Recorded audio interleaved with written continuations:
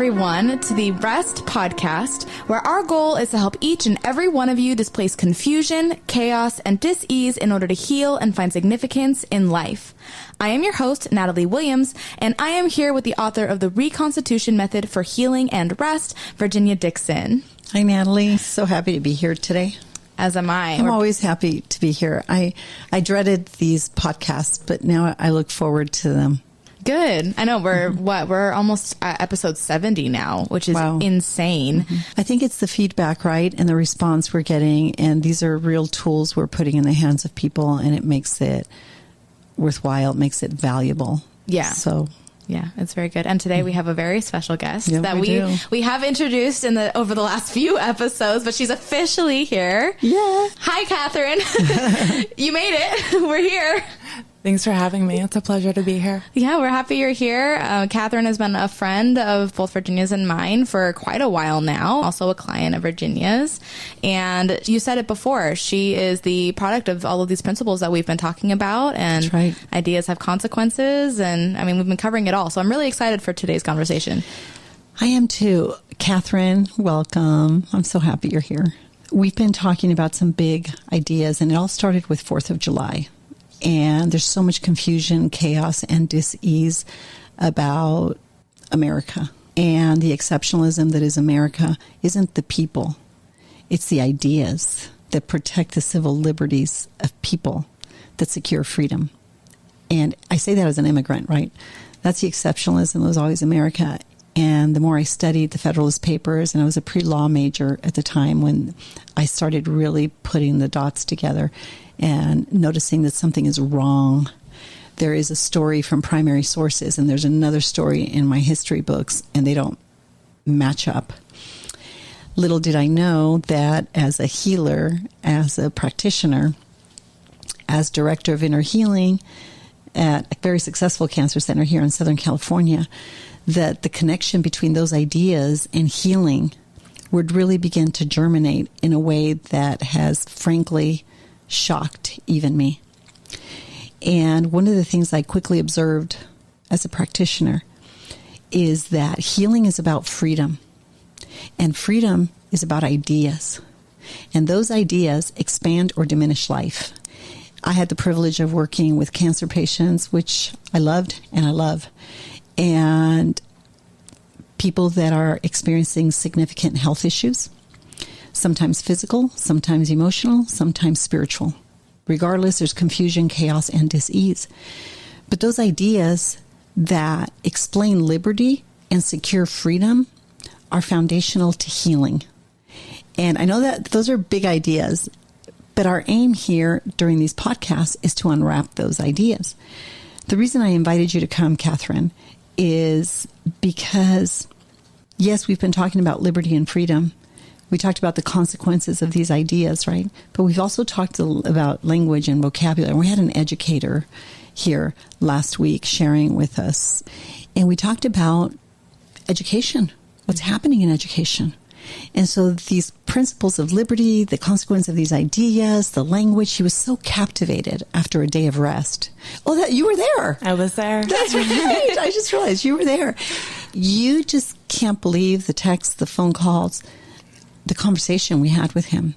And he said, Virginia, we need to keep going. We need to keep talking about this. But you are the product of the product. You're the product of these ideas that have been instrumental in shaping R.E.S.T as a reconstitution approach to healing.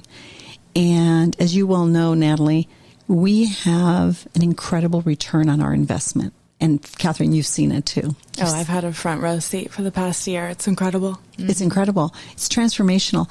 And one of the things I love most is that we're about putting the power in the hands of the individual, of people, so they can heal themselves, their relationships, marriages, all in the context of community, right? In the context of these R.E.S.T conversations.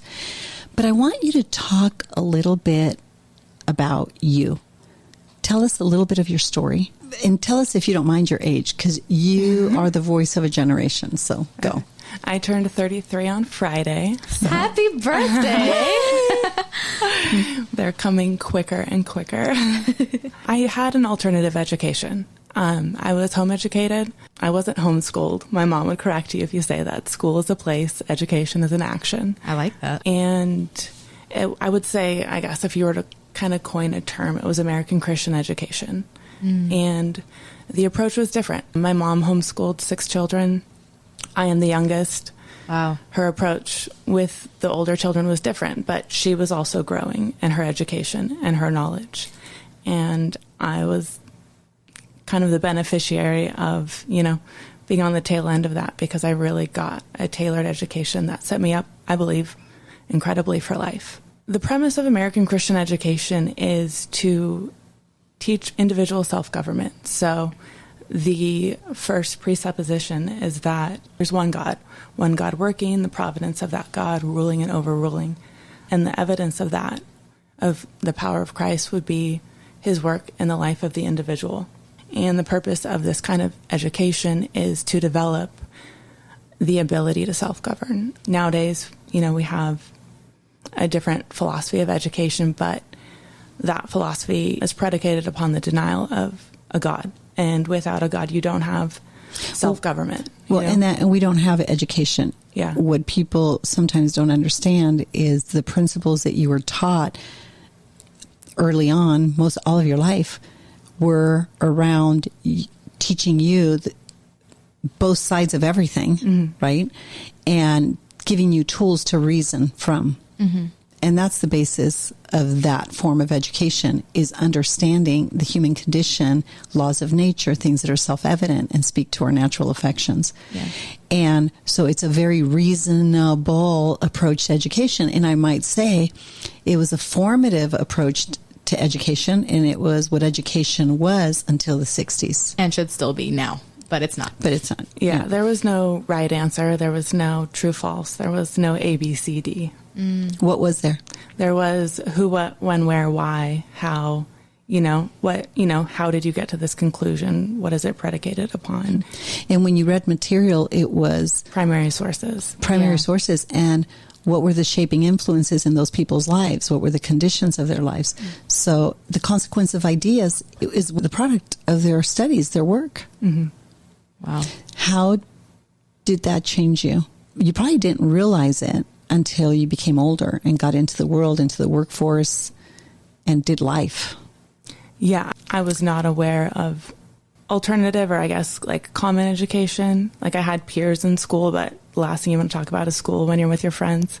But I did start college young, and I was about 14, and I was very prepared. So the real question is, how did those ideas shape you? I mean, they shaped me in the way that my life was my responsibility. I mean, it gave me a different kind of independence.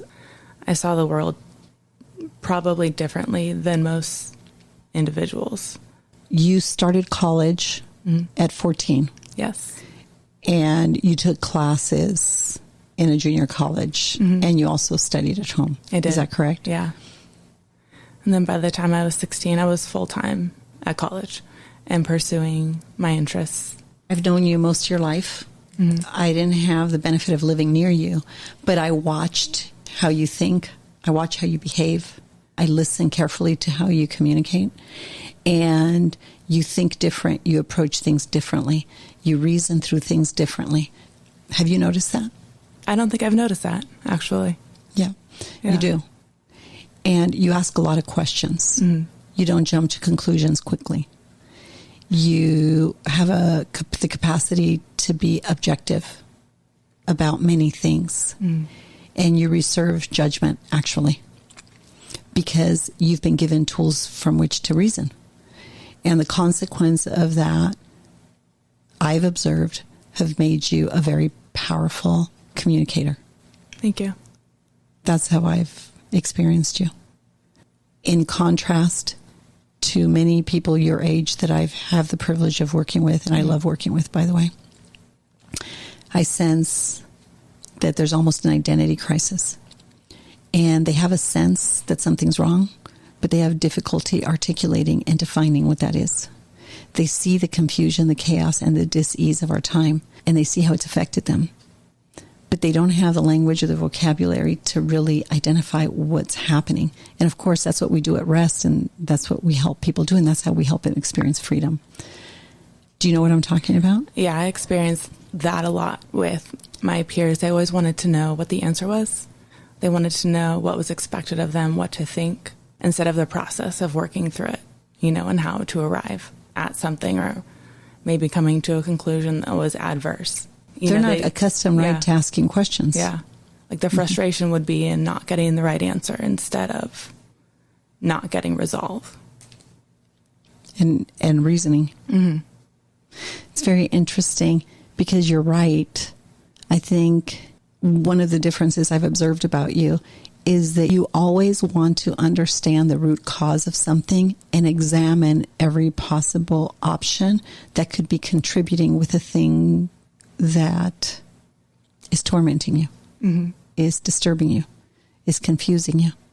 Although that's similar to the desire that other people your age have, the expectation and the method of how that's going to be resolved is very different in how you reason. And I know your brother, and I know your twin, I know your family.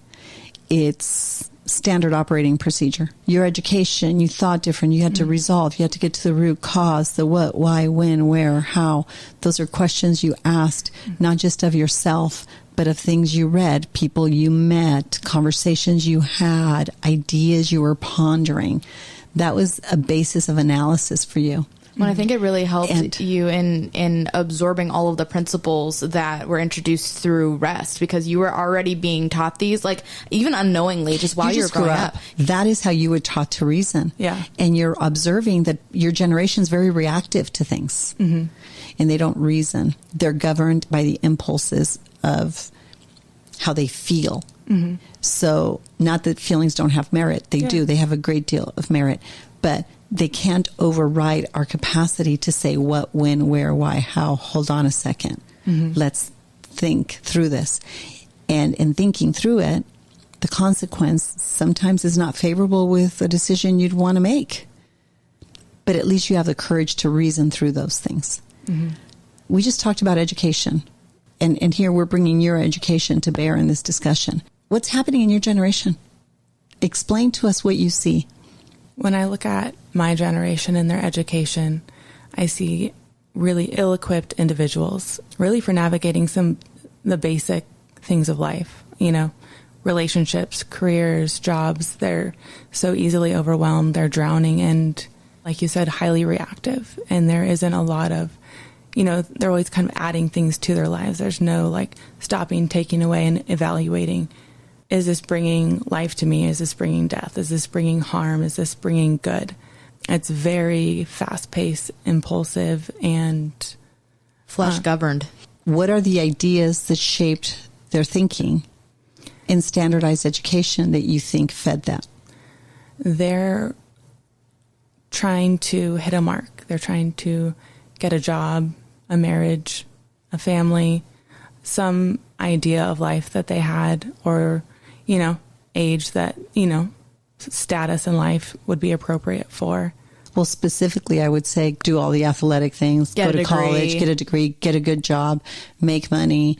Yeah. All my friends after college, or a fair amount, would complain to me that they were working in careers that were below their pay grade for their education.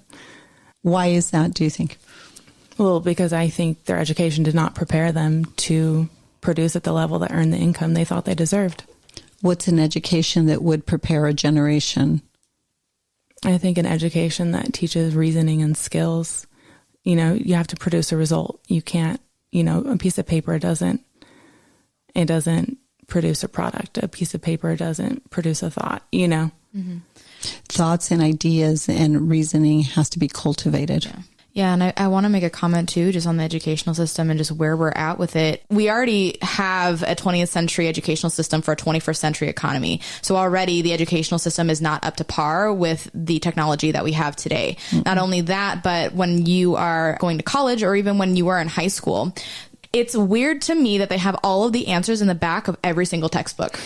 for the test. They have the answers. So you're giving the book to these kids and they're like, oh, well, I don't want to think through the question. I want just to get the answer. And that's the whole point of standardized education is it's a regurgitation model. You absorb all of the information that the teacher's giving you and then you regurgitate it on a test. You forget, you move on. Yeah.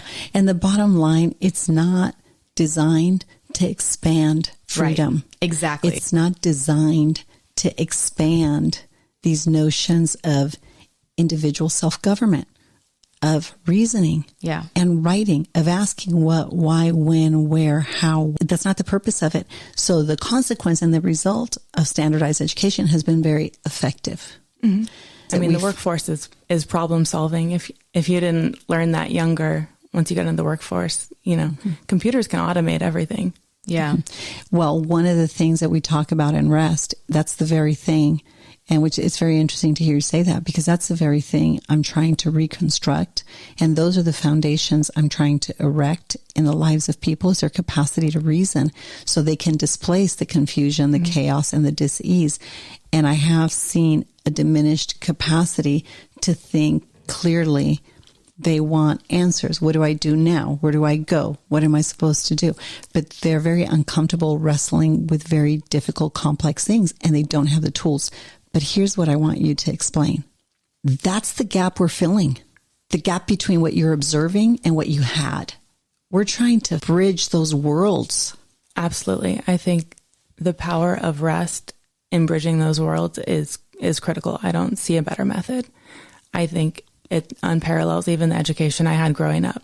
My education prepared me to understand what you're doing, but you're giving people the power to take authority of their lives and everything in this world that comes against you, and reconcile it and continue to move forward with power and strength and resolve.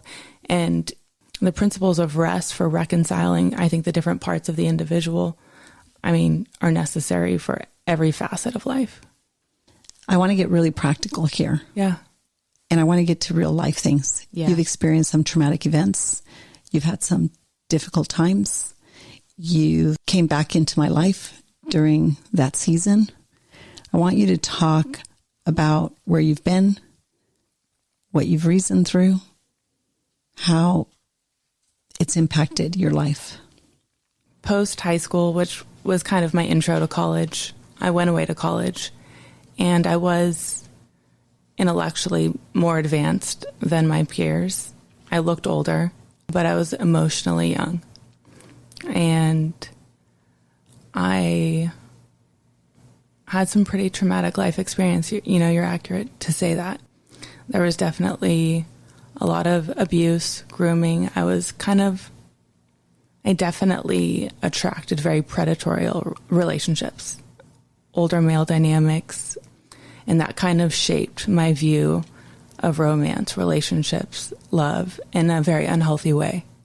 And ultimately that led to an extreme case of abuse of nature. I ended up having to leave college, leave where I was living, and move back home to recover.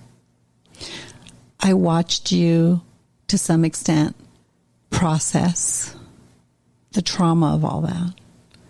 And it's been remarkable. Were it not for the ideas that shaped so much of your life and your capacity to really hold a line, I think you would have just completely fallen apart, and you didn't. I think I would have continued to be in more relationships like that, or dynamics. That wasn't a relationship, that was a dynamic, but I think that cycle would have continued if I didn't have the foundation I had. What caused that cycle to come to a dead halt? I think the culmination of a lifestyle that brought me there. This one event was so extreme, it was pretty eye-opening. Mm-hmm. You couldn't glamorize anything after that. Everything became very clear. We are perfected through the things we suffer, aren't we? Yes. And when you're kind of towing the line with violating your conscience, you can rationalize things, but you can only do it to an extent. What was the extent when you said no more? I think, overnight, education gone, safety gone, home gone, everything I thought that I wanted gone. And I had to kind of reevaluate, okay, now I have to start over. What's important? What matters? And then also, why was I pursuing these things? What was I getting out of X, Y, Z? Or why did, what was driving me? And I never really thought about what was driving me before R.E.S.T. There is that mentality of like, oh, you go to school, you do this, you do that, and it's just accepted, so you don't have to question it. Grades, money, education. Yeah, and so marriage, there were many things within me driving me, maybe weren't those things, but not healthy driving motivations. And then as soon as I sat down with R.E.S.T, it's like, you have the hungers that drive you, or you have how you attach, how you love. And it never crossed my mind that maybe some of my brokenness is what was driving all of these behaviors, or is what was producing all of these consequences, because, oh no, I'm just going to school, or oh, I'm just doing this, I think this is so important because sometimes, even though you had a premier education, you learned to reason well. That's no guarantee that you're going to have a painless life. And you struggle with the same things everybody else does. Mm-hmm. But the difference between you and really hundreds, maybe thousands of girls your age that I've worked with is you didn't blame, you didn't shame, you didn't explain, you didn't excuse yourself or others. You were just and equitable in your assessment of all things. And it became easy for me to invite you into this place of rest and help you heal. Looking at things honestly is maybe it's because of how I grew up, but the only path I saw towards healing. Yeah. There was no benefit to me in saving face or, having a certain appearance, because that wasn't fixing what was going on the inside. When you talked about the basis of education was the what, why, when, where, how, that those are foundational questions that you always default to. Mm-hmm. I watched you apply that to your personal life in every significant encounter you've had to negotiate, from job to relationships to healing to pain, now the loss of mom. And I'm seeing the importance of these ideas that shape our lives, governed by principles, right? Mm-hmm. We've been talking about that for a whole month. Yeah. But I've seen them save your life, preserve your sanity, and propel you forward in life. That's the power of R.E.S.T to me, is the anatomy of dissent, and really looking at, okay, where did I believe this lie? Where did I get confused? Where did all of this settle in? Because that for me gave me a ladder out. You can't just remove a lie. Like, you have to displace it with something, and you have to displace it with truth if you want to get out of where you are. Yeah. Or like you said, you could rationalize too. Yeah. Mm-hmm. Yeah. But you're going to stay at that lower level, and really dissecting and kind of digging into lies I was believing, things that were driving me. Even though it wasn't pretty, it gave me the strength to kind of really look at it and kind of crawl out of, that descent I had fallen into. Yeah. And for me, it wasn't glamorous, but it's empowering to me. And I think it is for so many people, because if you find yourself in a situation or an illness or, life or a compromising situation, life will throw everything at you. There is a way out. I love what you said, that the anatomy of dissent showed you how things fell apart, but it also gave you a way out. Yeah. Because if it shows you the path into despair, the reverse is also true. Talk about that for a minute. Maybe talk about the components of the anatomy of dissent. Explain them to people listening in the context of your experience. Okay. The anatomy of dissent from the day of R.E.S.T was the most compelling part, because it empowered me to really look at the circumstances of my life and be able to pinpoint exactly where on that spectrum of the lie, the confusion, the Sin. The violation of conscience. Yeah, and then the result of covering, hiding, and blaming, and the overarching theme being shame. And, right now I see a lot of lies flying around everywhere, and I look and it's like I see a lot of confusion. And instead of being disillusioned by all of it, it's like, oh, okay, this is empowering. Like, there's something going on here. Like, we can press into this. We can find out, what's causing X, Y, Z in this situation. It gave you a matrix to reason and not just keep spiraling, as people say, right? It's overwhelming, and once you throw guilt or shame over something that you really don't understand, you're already drowning. That's powerful. When you throw guilt and shame over something you don't understand, you're drowning. And that's where we meet people, and we help them out of that space very quickly. Yeah. How? By pinpointing where the confusion and the lies set in. Mm-hmm. When you can identify the lie, you can say, no, no, that's not true. You become strong. You say, I will not believe that. That's not true about me. That's not true about that person. That's not true. It completely shifts a mindset. What's a practical application to the anatomy of dissent that you can draw from, where these ideas that shaped your life, your capacity to reason, the resources you've been taught from a very young age have caused you not to go into a tailspin? Do you have a practical example you want to share with everyone in closing? Yes. Currently, my mom, we're at end of life for her care, and it's complicated. Her illness is complicated. It's multidimensional. I'm one of 6 children. I have a father. Everybody has an opinion, and the symptoms are different day to day. So going home, it's like, not only is everybody losing someone who's very dear to them, everyone thinks she needs something different, and everyone else also needs something themselves at the same time. Is that a confusion, huh?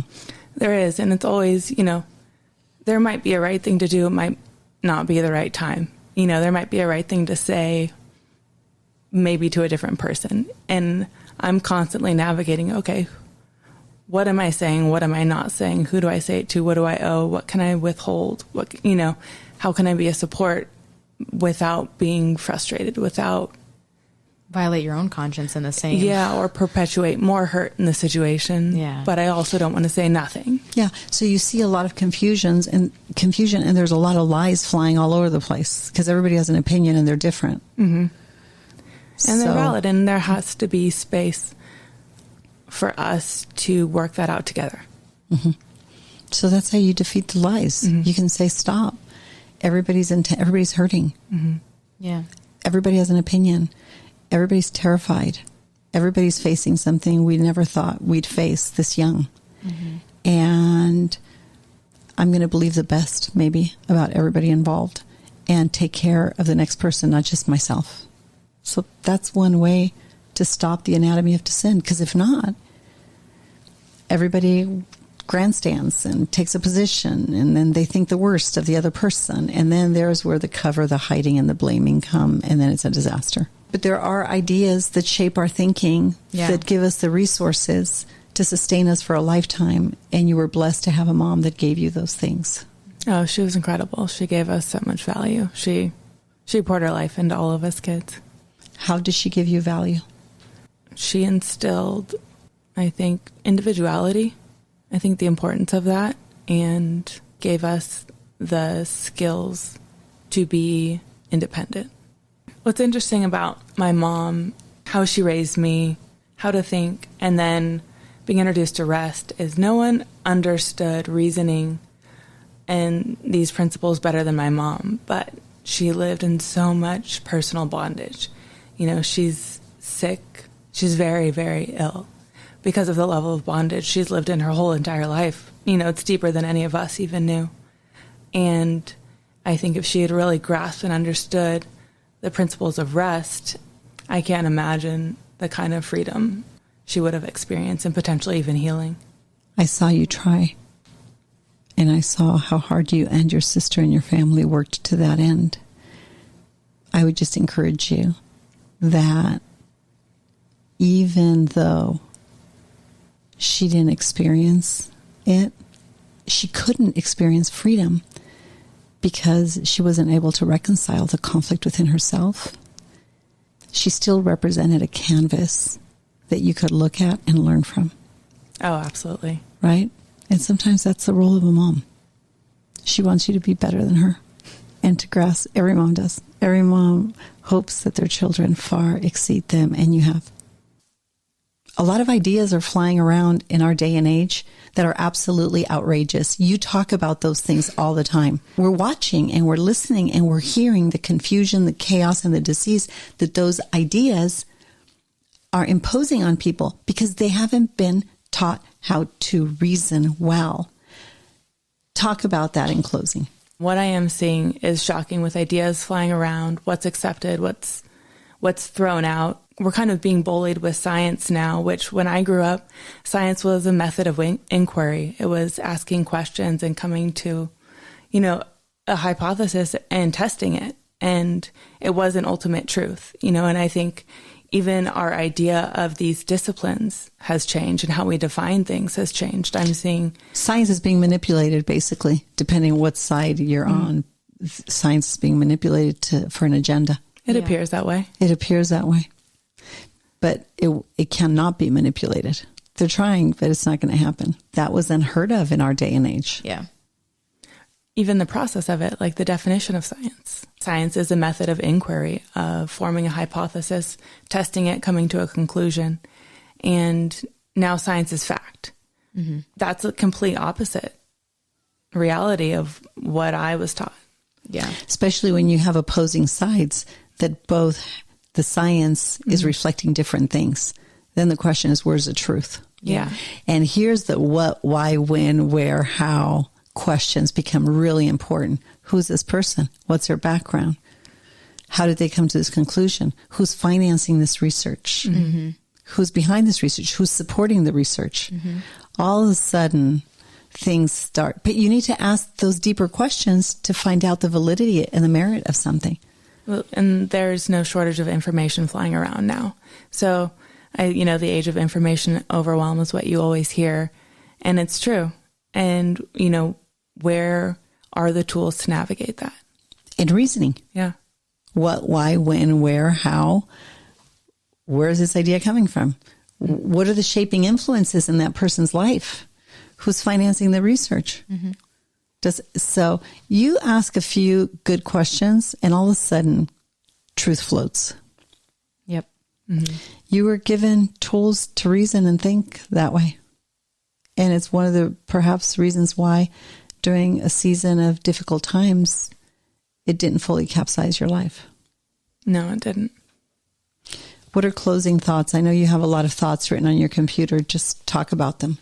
I mean, the biggest thing with reasoning for me and individuality is you need to protect these things for yourself, but you also need to regard them in other people. And I think, I'm seeing that being convoluted. What does that look like? Protect them in yourself and regard them in others. I think protecting, educating your conscience, adhering to it, listening to it, educating it, training it, and then also understand someone's thoughts, their will, their ideas, that's their property. That's not for you to touch. There has to be a measure of regard for the individual. Liberty. Yeah. We talk about not everyone has the same measure of light, right? Mm-hmm. Some people, by virtue of their life experiences, have a perspective on something that is, frankly, more enlightened than another person. Mm-hmm. You talk about an immigrant, about politics, they're going to have a very different perspective than a person who grew up in Laguna Beach all their life and never left the beach. Yeah. So you can't sit there and argue about things. It's probably prudent to ask a lot of questions because they have a different measure of light than you do. It's not an invitation to pounce on each other, right? It's asking questions. Thank you, Katherine, for joining us. You're the voice of a generation, but you're not a voice that we're accustomed to hearing. The consequence of being raised with these principles of liberty, these ideas that secure freedom, even in the midst of pain and tragedy and confusion and chaos and disease that hits all of us at one time or another in life. I wanted people to hear how they sustained you through difficult times. And they continue to sustain you as you get to watch the sunset of your mother's beautiful life and everything she poured into you. I always say life is not for the faint of heart. It takes strength and courage to persevere in time, and you've done that beautifully. And Natalie, I would just add to this that if we're not raised understanding these things, if we are not classically educated, if people are listening and thinking, what are they talking about? We're going to continue to share seeds of ideas that can continue to advance the cause of liberty and freedom. Yeah. Because healing is about freedom. Mm-hmm. And we'll never heal if we don't understand freedom. And we'll never have freedom if we don't understand liberty. And we need to understand the ideas that advance, the ideas and the vocabulary that advance both. Yes. So thank you so much. Thank you. Thank you, Katherine. Thank you. All right, everyone. So if you've been listening to our podcast regularly and are now wondering what's next or what else can I do to learn more and start applying these principles, our on-demand Day of Rest and 40 Days of Rest curriculum are now available to support you in your pilgrimage. Use the promo code PODCAST to receive a 10% discount for our on-demand Day of Rest. For updates about rest and this podcast, please visit our Instagram or Facebook, The Place of Rest. If you'd like more information about Virginia or to support and join the cause of rest, please go to virginiadixon.com/collaborate or call 949-289-5935. Thank you for listening to Rest with Virginia Dixon. We'll see you next Friday.